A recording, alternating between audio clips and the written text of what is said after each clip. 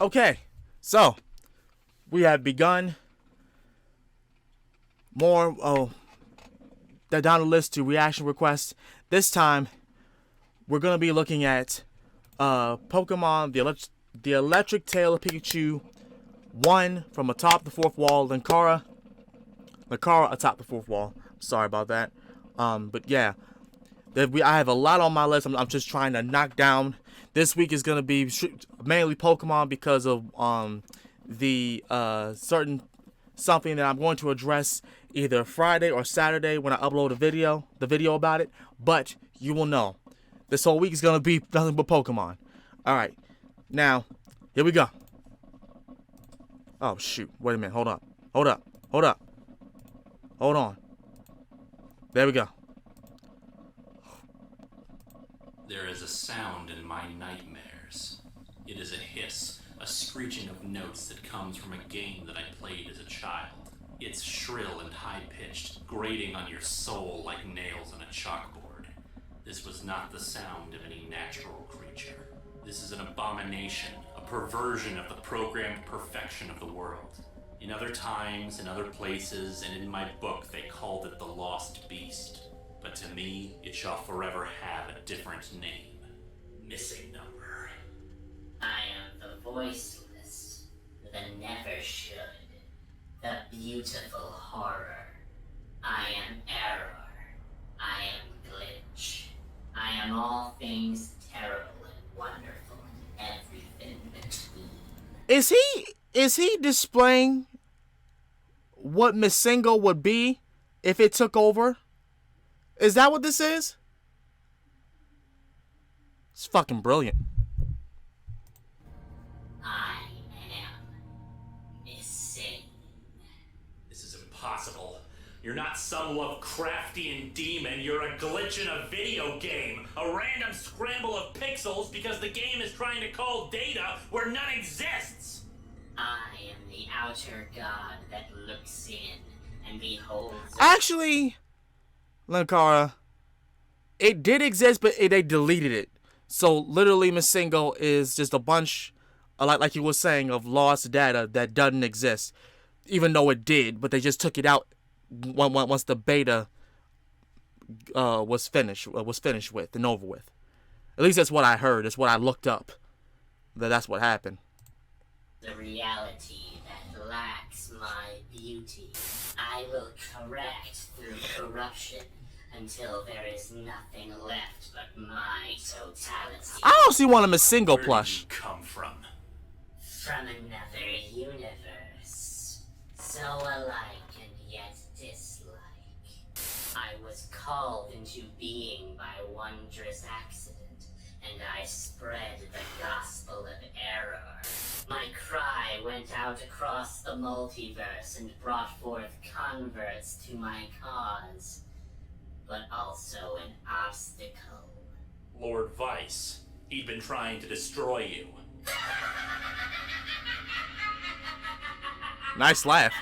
He was a nuisance, not a threat. He could never hope to destroy my magnificence. However, his attacks diminished me, made me less. It was unacceptable. I fled to pursue the opportunity to dispose of him without further diminishment. And you were that opportunity. I defeated Vice, took away his power, and exiled him. You performed as well as I could expect. I was not without gratitude. Humans value their independence, so I left you be while I began my work.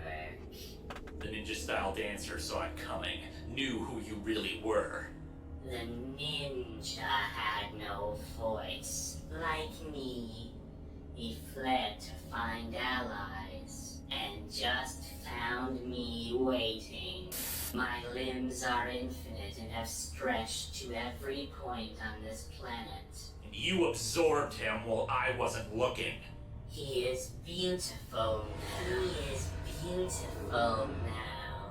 Reality is so much more beautiful now. There is nothing left except you.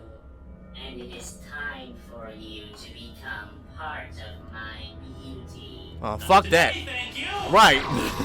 Fuck that.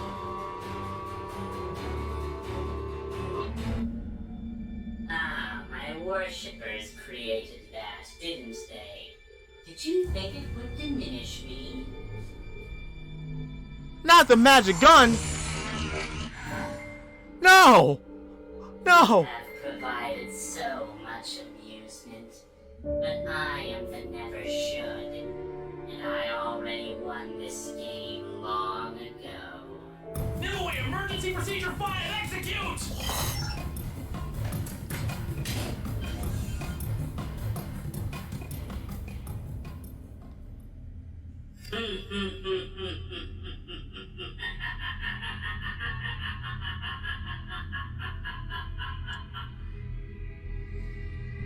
Oh shit. Nimue, what's your status? Information. Malfunctions caused by the entity's proximity have altered this unit's voice parameters. This unit is cut off from Comicron 1's computer systems due to emergency shielding. Which means no way to transport out of here. Correct. What was Comicron 1's status before the shield? Its systems were under attack by the entity. Estimated total absorption within 20 standard minutes from initial attack. Damn. No solution can be calculated to counter the absorption. Which means even if I could get up there, it's not a safe haven. Scan the entity. Can it get past the force field? Based on initial scans, the force field does not pose any obstacle to invading entity. What? Nimue, analyze and hypothesize. If the force field does not pose any kind of obstacle or hindrance to the entity, then why isn't it in here already? Analyzing. Hypothesis. Based on partial psychological profile formulated by its actions in previous months, combined with its dialogue in response to queries and descriptions made by the book you recovered, it is believed that the entity is toying with you. Huh? It can come in whenever it wants. So it's just gonna let me sit here and be frightened. That conjecture would appear to be accurate. Request information. Given the advanced time you had and your own propensity for strategy, do you not have a plan of attack for your encounter with this creature? The magic gun was my plan. I figured if it was created using magic centered around that thing, that maybe it'd hurt it or even kill it. I've got nothing. A phaser's not gonna hurt it. The dragon dagger isn't gonna hurt it. None of my weapons are gonna be any good against that thing. What about a Conjecture. Pokeball? If this creature is based on something from Pokemon, could you not capture it with a Pokeball? All my Pokeballs are out there. Damn. And even if I could get to them, that thing has grown so huge and so powerful. You don't got a Master Ball? What I'd be throwing the Pokeball at? Request information. What will you do then? You don't got a GS Ball? To take my mind off of this. I am not going to sit here and be frightened. Need to read something. Oh, Linkara, you gotta have a Master Ball with you. You gotta have a GS Ball. Of all the things you got to have that, man.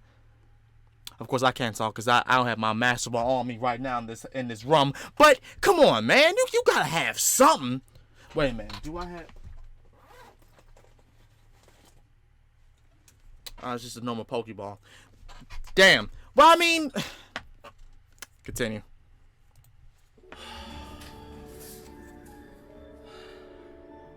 Too ironic. Saving it for next year. No. God, no. Huh? Aha. Now we've got it.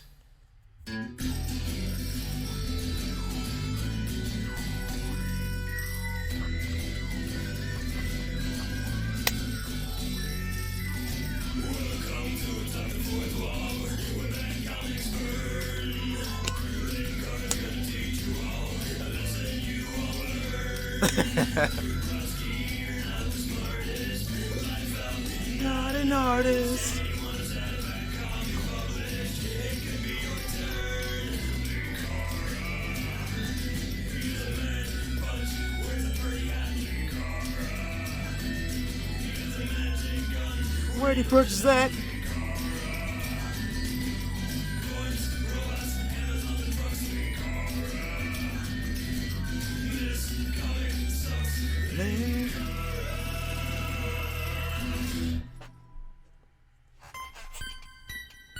That's a good thumbnail.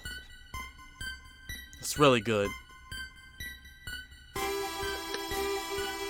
Hello and welcome to Atop the Fourth Wall, where bad comics burn. I'm recording this right now despite the fact that it's very, very, very unlikely that anyone will ever see this, seeing as I am the only human being still alive. If somehow someone manages to see this, I hope you enjoy it. I should probably explain some context to the situation I'm in, particularly the franchise known as Pokémon. Pokémon started as a successful video game series in Japan. The idea is very simple. On this world, the planet is inhabited by semi-sentient beings known as Pokémon, though they're really closer to animals. The entire industry of this planet seems to revolve around Pokémon, training them, fighting with them, breeding them, using them to commit crimes, etc., etc. 10-year-old children can have the unique honor of leaving their homes and embarking on a quest to capture Pokémon in devices called Pokéballs, and then using them in battles against other people's Pokémon until you are the best like no one ever was. We won't debate the ethics of animal cruelty or sending young, unprepared children out into the world with only an electric rodent or other such creatures to protect them. The point is that the Pokémon games are fun, though my primary complaint with them is that the gameplay hasn't had any innovation to them beyond, let's have more than 2 Pokémon fighting at a time. And for a franchise that's lasted since the mid-90s, that's pretty incredible. And yes, I know there are other games like Pokémon Ranger or Pokémon Snap or stuff like that, but I still feel like we should have a sandbox Pokémon game, or hell, an actual Pokémon fighting game.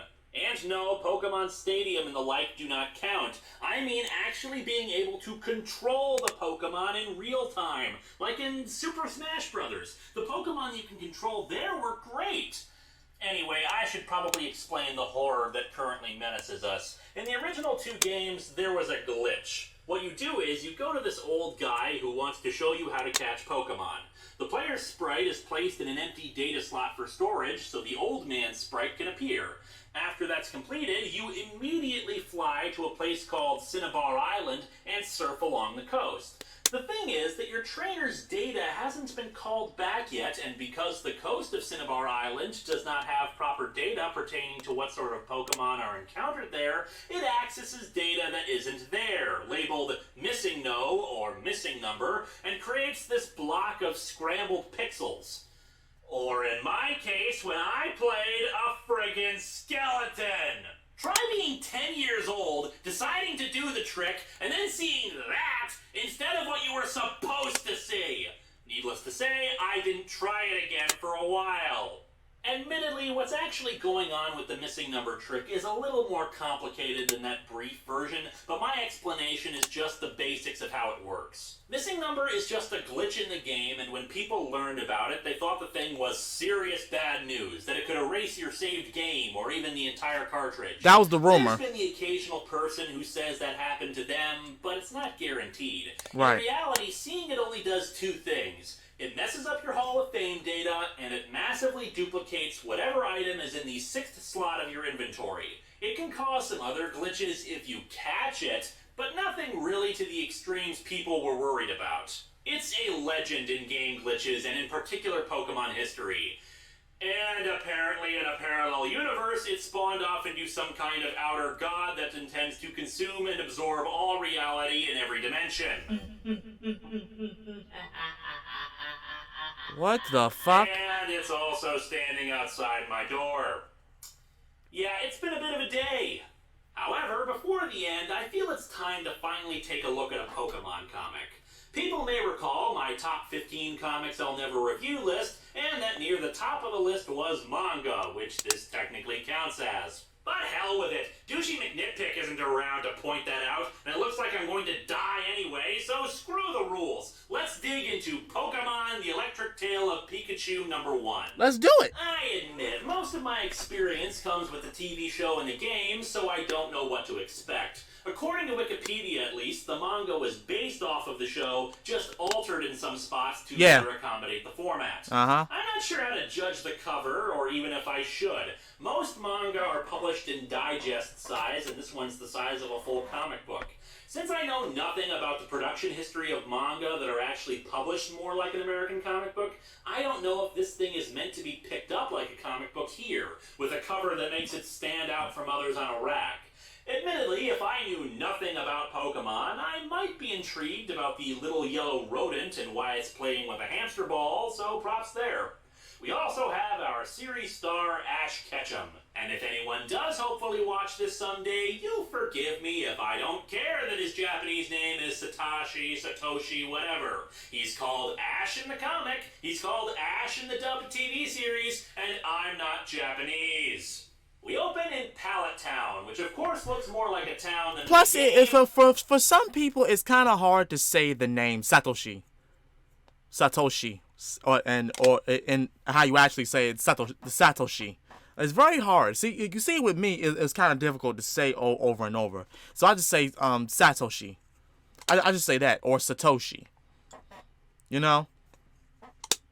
But I understand. I look at him as it was introduced to me as Ash. He's going to stay Ash. Where the town was 2 houses and a laboratory.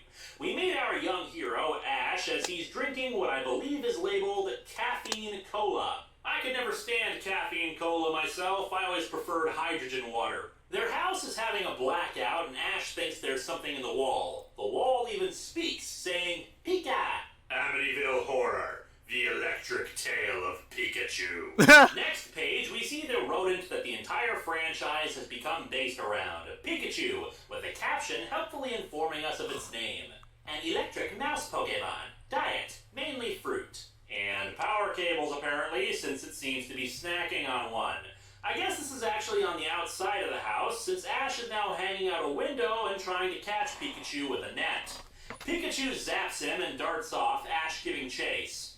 Ash, catch that thing this instant! Yes, my 10-year-old son, risk your life to catch the wild animal that shoots lightning bolts while I stand here completely useless. And of course, lots of loud electric sounds follow until Ash finally manages to grab Pikachu with rubber gloves.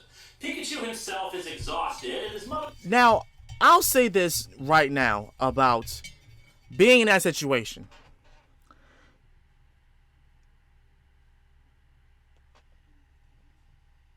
Now, if you like rodents, then that's okay.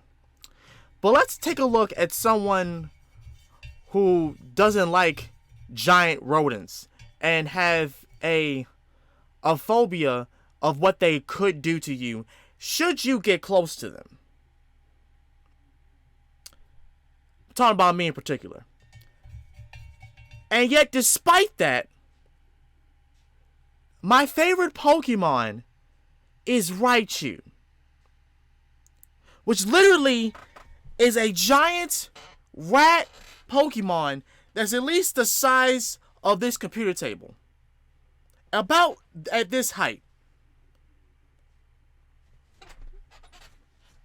Had it been for that, if that giant mouse was in front of my face, I would be shitting my fucking pants.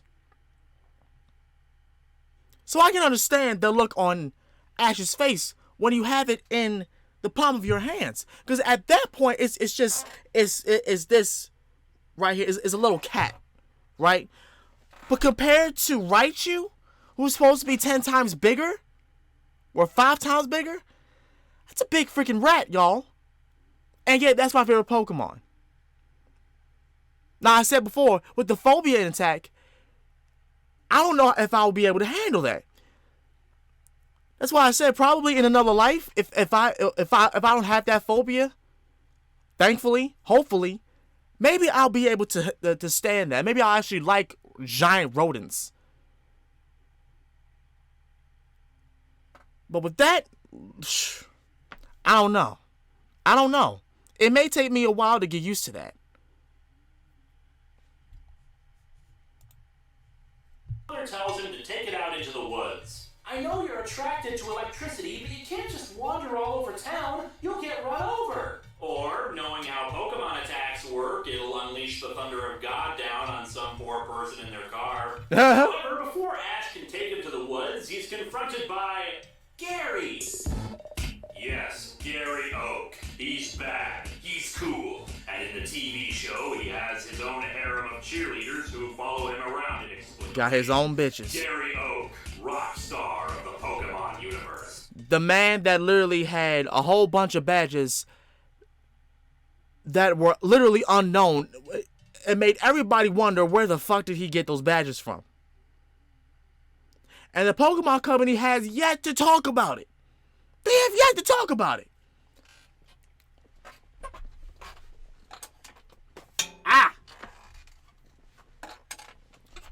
They literally have yet to talk about it. And I'm still waiting to this very day for them to talk about it. Where did Gary even get those badges from?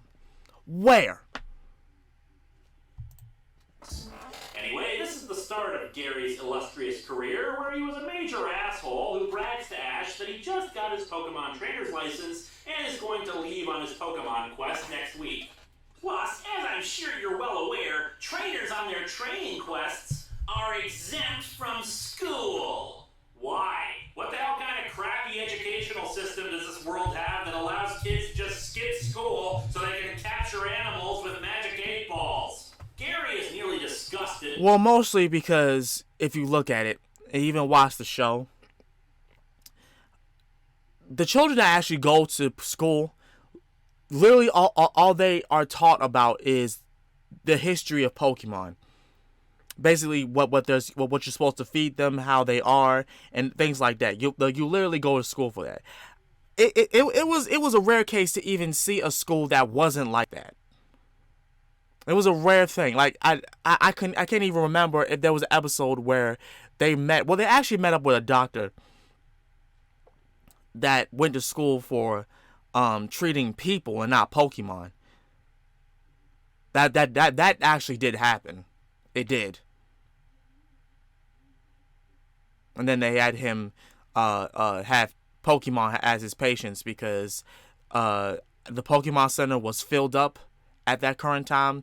And then Ash, Misty, and Brock had to help him out because he kept getting cases where trainers kept bringing in their Pokemon instead of them getting treated. So, yeah. To learn that Ash hasn't gotten his trainer's license yet. What a dweeb! The second they turn 10, every kid in the world goes out and gets a Pokemon license. Then why even have school if every child in the world does this? Gary mocks Ash some more by, smacking his own ass, and walks off, telling Ash that no self-respecting Pokemon would ever allow itself to be trained by him. This inspires Ash to make Pikachu his starting Pokemon. Our hero, everybody, he picks up strays and makes them fight for him. Back at Ash's house, the TV is working again, and we see an important match in a tournament. And by the way, allow me to introduce you to Gengar, a ghost-type Pokemon. You want to talk messed up? Let's forget about the whole sending 10-year-old kids across the land so they can make animals fight each other. In this universe, ghosts are not only an accepted fact, but you can make the ghosts fight too! Going by just the original games, there were only 3 ghost Pokemon, Ghastly, Haunter, and Gengar, and it was pretty heavily implied that when regular Pokemon die, they become these things. Yeah. We are in a deep theological nightmare, people. What happens to regular humans when they die? Do they become ghost Pokemon? Hell, an entire city, Lavender Town, is devoted to the dead. Is this idea ever explored? Does this universe have ghost stories? Hell, why would they even need ghost stories? Ghosts exist! Well, yeah. So, doubling down, confirming on that, they do say in the Pokédex and a lot of other note and a lot of theories that the Pokemon who die literally do become ghost type Pokemon. They become Ghastlies. Either that or Dust Skull or Shuppets or freaking all those other kinds of ghosts. Like, the Pokemon literally become ghosts. Now, when it comes to humans,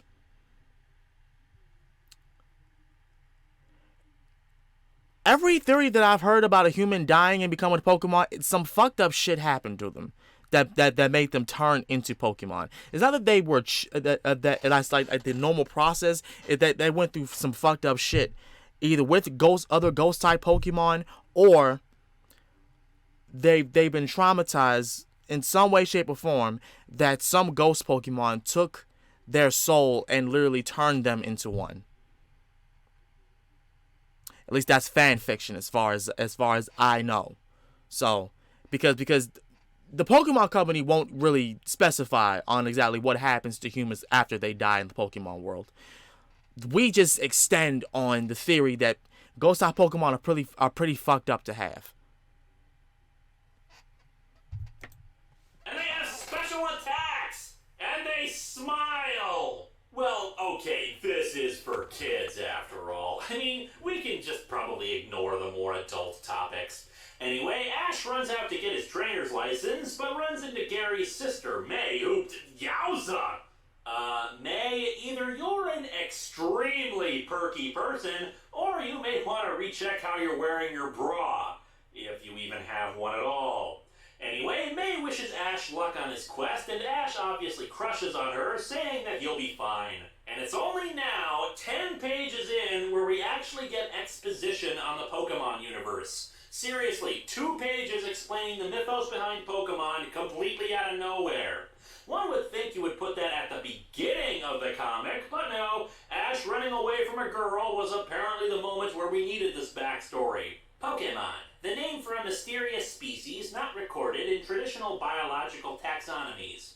Subspecies include animals, grass, insects, and a variety of other life forms. Due to similarities in genetic and cellular structure, they must be considered a single species. Considering that some of them are insects, some are grass, and some are friggin' rock monsters, that's one hell of a neat trick that they all share similar genetic structures. Okay, let's dive into more of Pokemon lore. Let's dive, because he brought up that. Let's dive into some more Pokemon lore. So, it is also implied in the beginning of time when the Pokemon world was created. Arceus created Mew, but not just one, but millions of other Mews. And because they're able to transform, they literally have, it is said that they have the DNA of every single Pokemon that has ever existed in the Pokemon world. So that implies that the abundance of Mews literally scattered around the world and did the Darwinism effect, where in each different area or like kind of like metamorphosis, like I said before, Darwinism effect, they all blended into their environment and became different kinds of species. And that's how that literally happened. They literally evolved into different kinds of species and stayed that way, and then just started breeding and breeding and breeding until we got the Pokemon that we have today. And unfortunately, only one stayed the same, and that was supposedly only one stayed the same, and that was the Mew that's been crossing the whole entire Pokemon world. And there you have it. That is predominantly the reason why all these Pokemon exist. A bunch of Mews morphed into different kinds of species and just started having sex with their offsprings and what, like the whole Adam and Eve thing, and just brought forth generations of species, different kinds of Pokemon, and just sky all over the globe. There you go. When drawn into the capture device known as the Pokeball, Pokemon become portable. Thus, the appeal of Pokemon has spread to people throughout the globe. The technology of the Pokemon universe also astounds me. Pokeballs basically convert a Pokemon into energy and stores them inside the ball until they're called for. Do they use this technology for anything else? Do warehouses not exist in the Pokemon universe, since you can store solid objects inside tiny balls? Is it like suspended animation and you could theoretically store people in these things too? Although some have appropriated these containers to keep Pokemon as pets, the Pokemon contained within can be very dangerous. Therefore, only fully licensed trainers and breeders are permitted to handle them. Again! 10-year-olds! 10-year-olds who can summon fire-breathing dragons! The process of getting the license is also great. Applicants must be over 10 years of age and are required to attend a half-day training session before qualifying to take a brief test.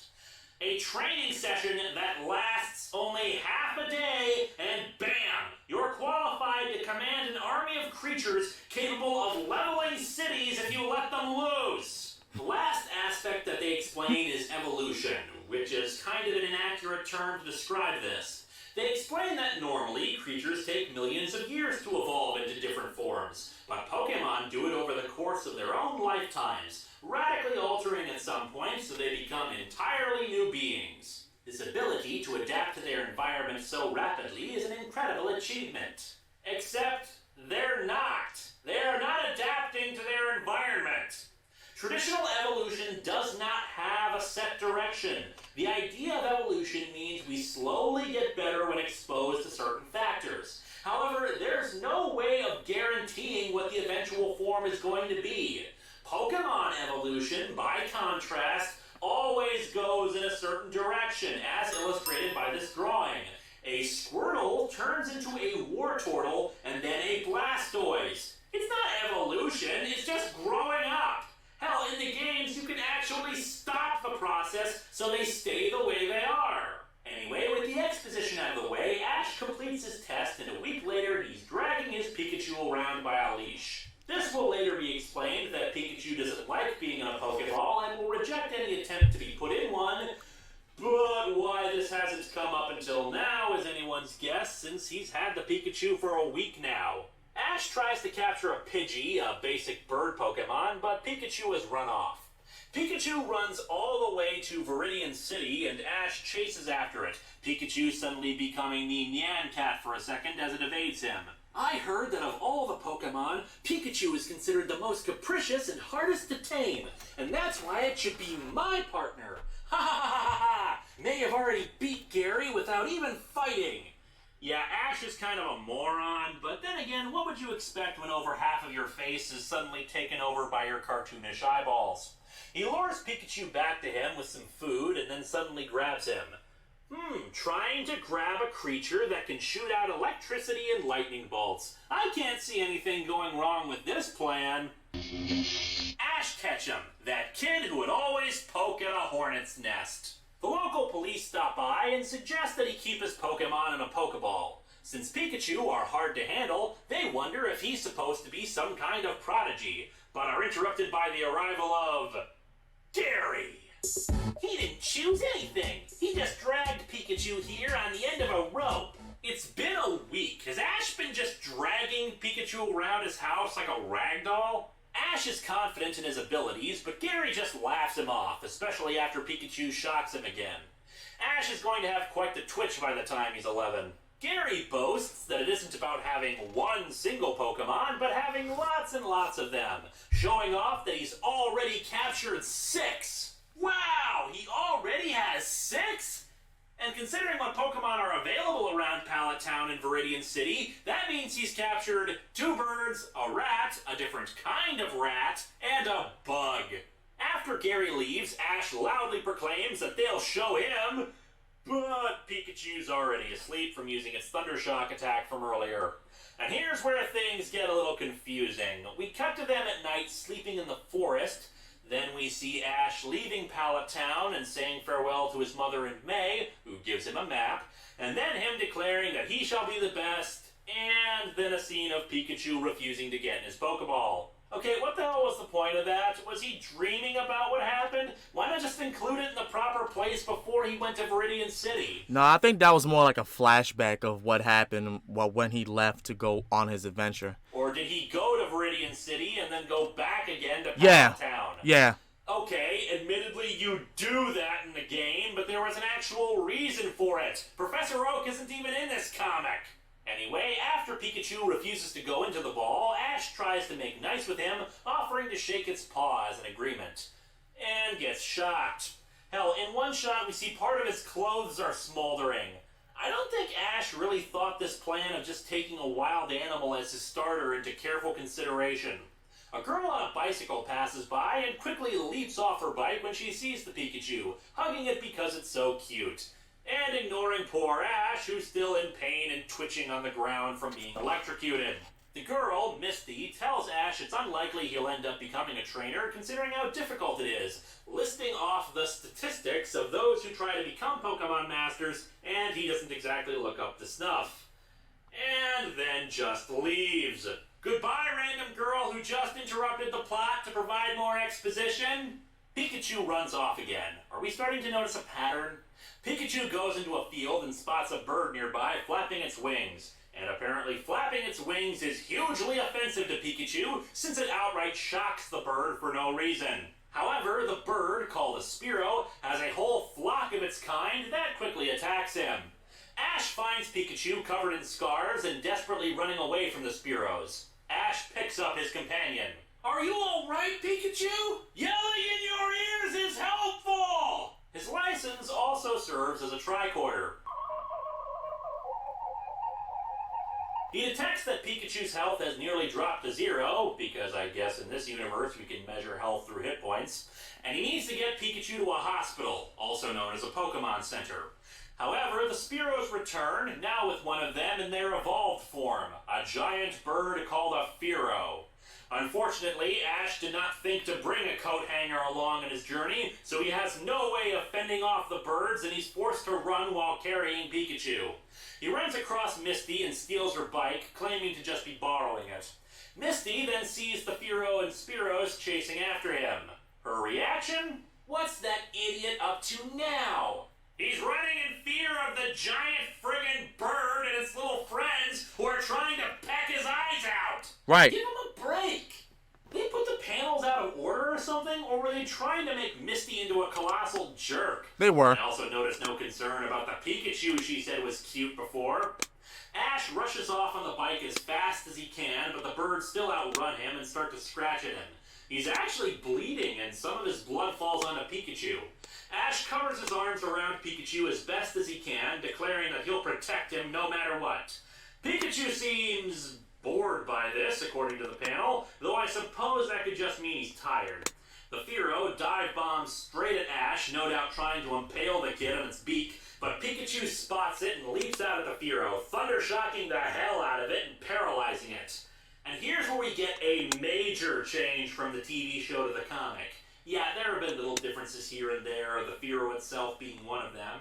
That Ash is smart enough to recognize an opportunity and hurls a Pokeball at the Fearow, capturing it. We caught it! We did it, Pikachu! Our first Pokemon capture! And all it took were a bunch of permanent scars and massive blood loss. Pikachu doesn't respond to him, so we can add the death of his partner onto what it cost to capture the Fearow. The Spearows killed Pikachu! Nah, I'm kidding. He just fainted, and Ash brings him to the Pokemon Center, and he's right as rain. Ash takes off the leash and apologizes for it. Oh, I thought I was forgetting something. I haven't given you a name yet. Now, what would suit you? Pika? Daryl it is! Come on, Daryl! Daryl it Misty is. has arrived at the center, and it seems that Pikachu's massive Thunderbolt completely destroyed her bike. And so our comic ends with Ash running off to avoid responsibility for his actions. Our hero, everybody! This comic doesn't suck at all. It's a good start. We get Ash's motivations and we see why, despite being ill-prepared and kind of a moron, the true nature of his character is to defend those he cares about, even at his own expense. Right. It's not perfect, though. The dialogue often comes off as stilted, shoving exposition in where it's not needed, and the pacing is a bit off the wall, often moving far too fast to really absorb everything that we got. However, it is a translation, so it might read better in the original Japanese. There's no denying that Pokémon is more than a little weird when you stop and think about it. Made no better by the exposition trying to force such gems like, all Pokémon are the same species, despite some being made out of inorganic matter. From a story perspective, they never seem to analyze the consequences of the technology they have at their disposal, and this comic didn't even get into the teleportation stuff that's available. However, as a comic, it's enjoyable and it told a complete story, and sometimes that's all I'm asking for. Information. Scans indicate the presence of the entity in every space around this room. We are surrounded. Uh-oh. Well, I guess this is it. Get a Pokeball. It would appear to be so.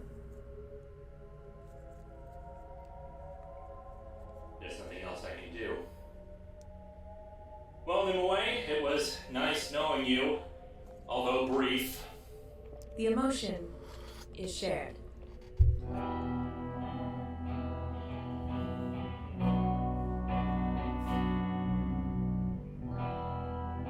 No, leave the gloves on. You can do this. Welcome to Atop the Force Wall. We're back hummingbird. Linkara was gonna teach you all a lesson you won't learn. Rotsky, you're not the smartest. Life hell, you're not an artist. Anyone who's out back comic published could be your turn. Linkara. He's the man punch who was a pretty hot Linkara. He has a magic gun when we put you by Linkara. Coins, robots, Amazonic trucks, Linkara. This comic sucks, Linkara.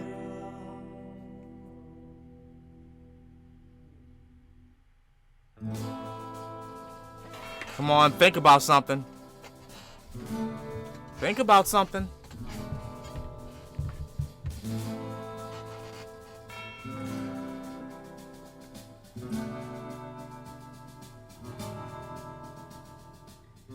Welcome back, human. Is this the part where you fight me? No. There's really nothing for me to do. I could shoot you with increasingly larger guns, but it wouldn't work. I could pull some exciting new morpher out of my pants and hope it would give me the power to defeat you, but we both know that that wouldn't work either. No, it would not. There is no way to fight you. I am an outer god, human. You are tiny. And there you have it. I could never hope to beat you. It's impossible. The only choice I have is to surrender because there is simply nothing else I can do. Then welcome to my glory, human. Before I become one with your glory and everything, there is just one thing. A question. You may speak. After I'm consumed by you, what are you going to do next? I will spread throughout this universe until it and I are the same. Till it and I are the same. From there, I shall do as I have done before. I shall travel from universe to universe, and they shall become extensions of my being, simultaneously peace and whole. Every star, every cosmos, every dimension, all things living and dead shall become me. No empty space, no limit, nothing existing except for me. Existence shall become solely defined by me because I am existence. Oh, and then what are you going to do? What? I was just curious. What are you going to do after you finish your goal? I will exist. Everything will be me. Yes, we know that part. But what are you going to do? You will exist. Neato. What are you going to do to pass the time? You will have absorbed everything, and I do mean Everything. You will not just be the only being in the universe. You will be the universe. So, what are you gonna do as the universe? Will you create things? Well, I suppose you wouldn't, because creating something would mean it would be different from you, and you just reabsorb it back in anyway. So, again, I ask, what are you going to do when you have completed your goal? Existence is important part. Yes, but why do you want that goal? Everything should and must be me. Everything should and must be me. And when everything is you, what are you going to do next? What is your purpose when your purpose has been fulfilled? What will be your meaning when you have made the ultimate achievement? Is existing just an end in itself? Well, that can't be it, because you're already existing and are therefore fulfilling that part of it. So go ahead and create your kingdom of the never should. Let the glitch be everything, the distortion the reality. Become everything there is down to the tiniest particle so that you are literally existence itself. In the end, you will still have the same damn problem, that there is no challenge left. No heaven to aspire to, no hell to avoid. You will live forever, alone as everything, and existence itself shall be your prison. All experiences will be a part of you. All possibilities will have been considered and completed. Every life form, every molecule, every single should and never should, and it will all have been done. Damn. Everything will be you, and everything will be meaningless. And Damn. when you do become existence, when the definition of existence equals missing number, you will scream your shrill hiss and let it vibrate along the totality of your being. When the lie of your existence is laid bare, because there is simply nothing else for you to do. You are confusing me. You are attempting a deception. Me deceive an outer god? I sincerely doubt that. I must continue. You shall become part of you. Yeah. Except it doesn't matter. In the end, you'll still be there, alone in the darkness of mere being. Forever. What it all boils down to is that you are no more significant than a single pixel on a screen.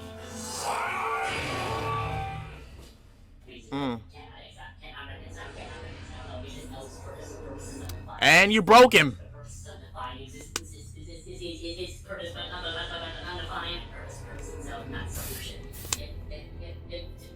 You broke him.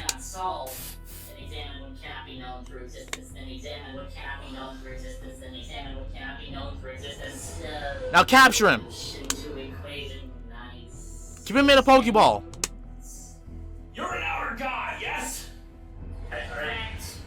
You are beyond good and evil, a being more complex and grand and terrible than anything that has existed or ever will exist. Yes. Then I submit a question to you, outer god, a possibility to explore. Declare it. What happens to an outer god when it dies?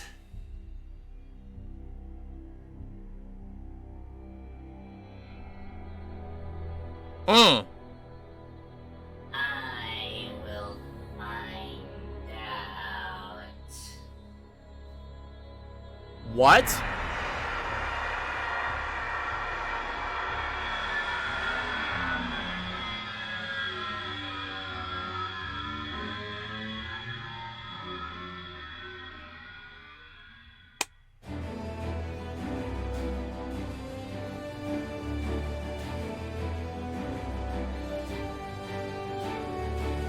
Well, I'll be damned. Everything he absorbed is coming back, I guess. Yeah, everything he absorbed. Wow. Well, shit. Kid, what just happened? We're not necessarily out of the woods just yet. Nip away! Online. Has Earth's entire population returned? Scanning.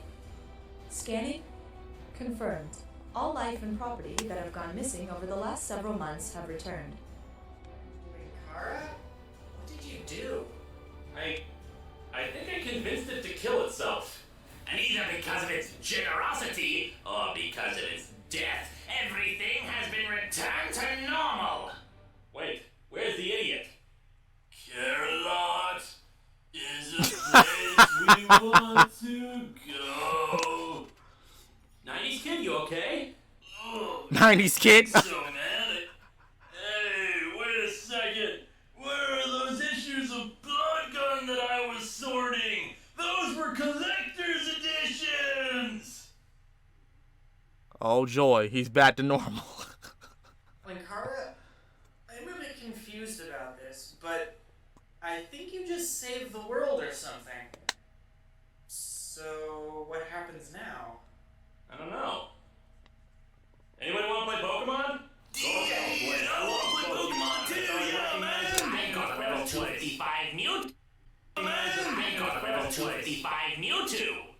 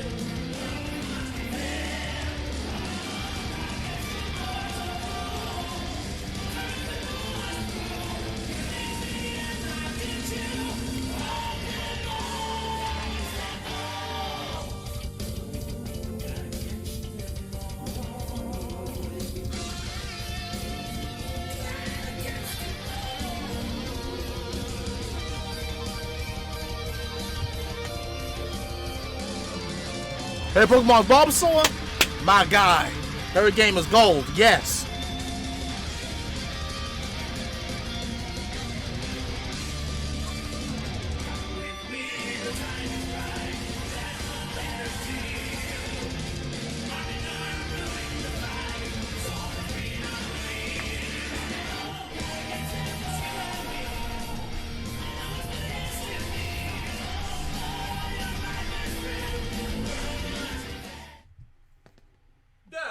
Oh, everybody came back to normal.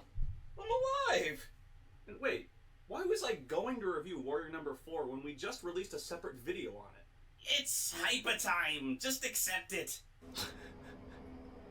Hey, alright, I'm back!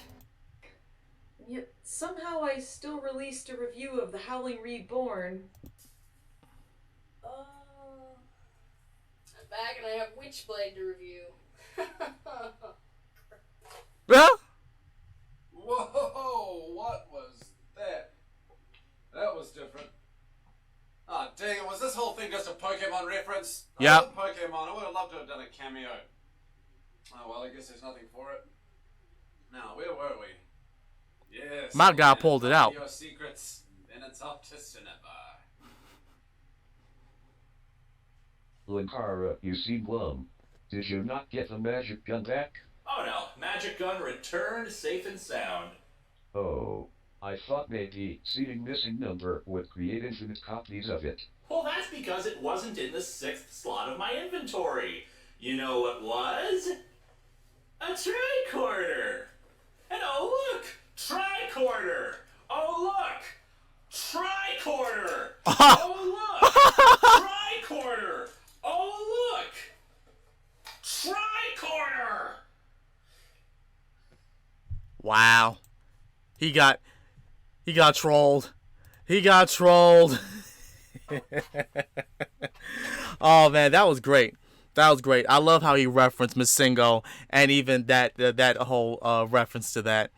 I love that. This was a good episode. This was a good episode. I still think he should have caught it, but it killing itself is a lot better. So, post your comments down below what y'all thought about this. Shout out to Linkara. Please give him the support he deserves. Go watch the original video of this, and show him your support. Seriously. With that being said, this has been Master of Sakurai. I will see y'all again next time. I'm out. Peace.